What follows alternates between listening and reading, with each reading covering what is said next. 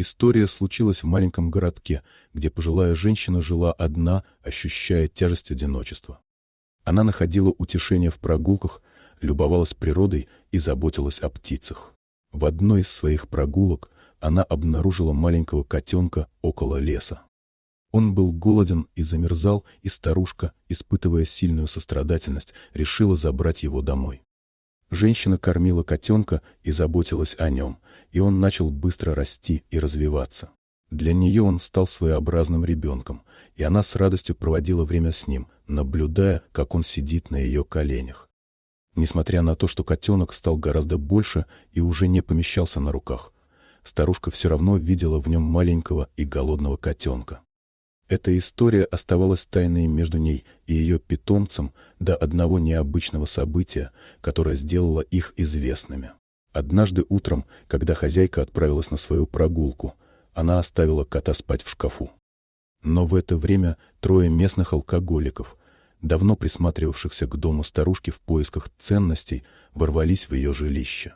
Они начали обшаривать все комнаты, включая шкаф, где спал любимец женщины. Но первый победитель открыл шкаф, его любезно встретил странный и неожиданный сюрприз. Выскочив из шкафа, огромный кот атаковал мужчину, схватив его за горло и повалив на пол.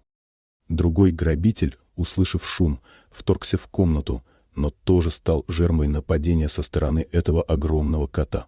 Третий грабитель побежал прочь. Когда женщина вернулась домой и увидела произошедшее, она сразу же вызвала полицию. Прибывшие на место сотрудники полиции были потрясены увиденным. Оказалось, что огромный кот, который принадлежал женщине, был не обычным домашним котом, а представителем дикого и опасного вида манула. Манулы известны своей неприручаемостью и необычайной силой. Как такое чудо случилось? Как женщине пожилой получилось приручить и обрести доверие этого дикого зверя? Это оставалось загадкой.